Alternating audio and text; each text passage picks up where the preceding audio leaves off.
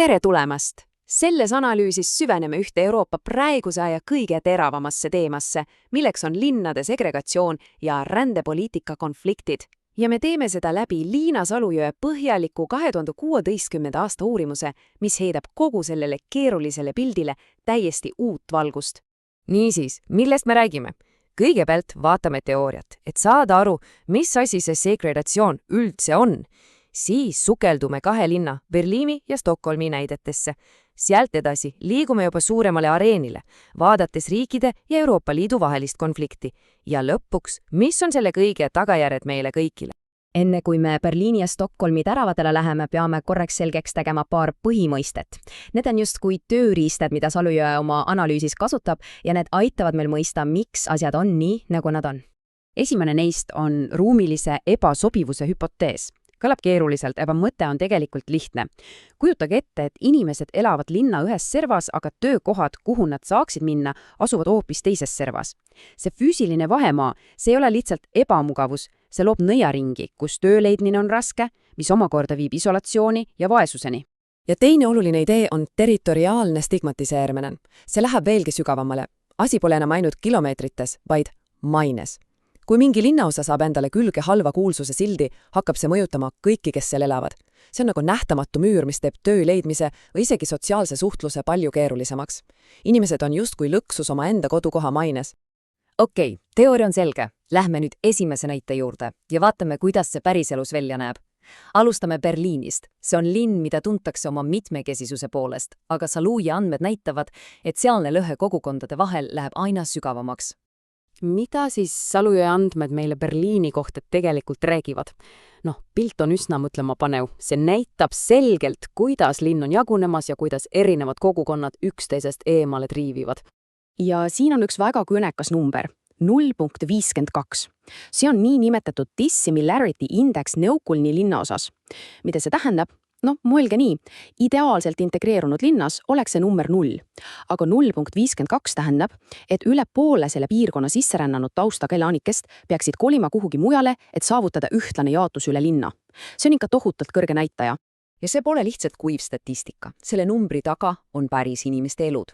See tähendabki need ruumilisi lõkse linna osades nagu Neukölln, kus inimesed on kinni. Kinni kehvades tingimustes, madalapalgaliste töökohtade juures, see tähendab, et unistus paremast tulevikust jääbki paljude jaoks lihtsalt unistuseks. Nüüd liigume Berliinist põhja poole, Stockholmi. Siin on lugu natuke teistsugune, aga mitte vähem keeruline. Stockholmi puhul toob Salujõe uurimus välja midagi eriti huvitavat. Tohutu muutuse Rootsi lähenemises. Kunagisest humanitaarsest superriigist, mis oli tuntud oma avatuse poolest, on saanud riik, kus räägitakse peamiselt rangetest piirangutest ja julgeolekust. See on drastiline nihe. Ja siin on veel üks number, mis paneb mõtlema. R võrdub 0,82. See on korrelatsiooni kordaja. Lihtsalt öeldes näitab see, kui tugevalt on kaks asja omavahel seotud ja 0,82 on erakordselt tugev seos. Salujõe andmed näitavad peaaegu üks-ühes seost segregatsiooni ja organiseeritud kuritegevuse kasvu vahel Stockholmi teatud piirkondades. Mida rohkem eraldatust, seda rohkem kuritegevust.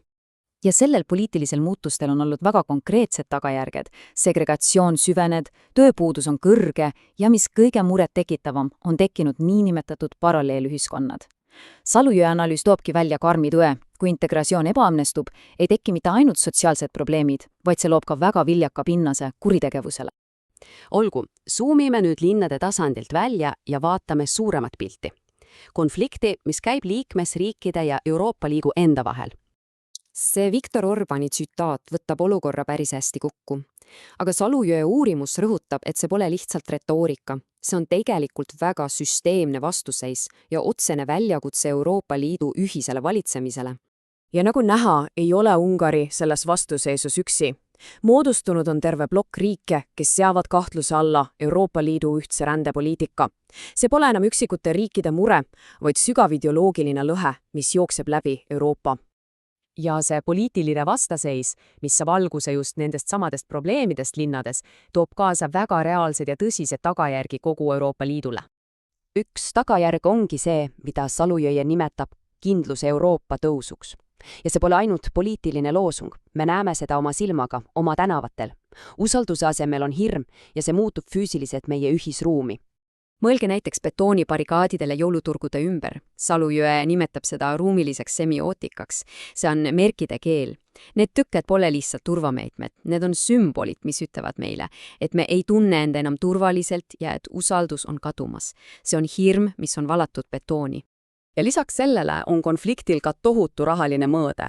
Uurimuses nimetatakse seda finantsiliseks õigussõjaks. Sisuliselt kasutab Euroopa Liit massiivset majanduslikku survet, et oma poliitikat peale suruda, ja me räägime siin sadadest miljonitest eurodest. Salujõe töö ei anna meile lihtsaid vastuseid. Vastupidi, see jätab meid õhku rippuma selle keskse ja väga keerulise küsimusega, kuidas on üldse võimalik leida tasakaal julgeoleku, solidaarsuse ja iga riigi suveräänsuse vahel. See on küsimus, millega tema uurimus meid mõtlema jätab ja selle mõttega Liina Salujõe tänab tähelepanu eest.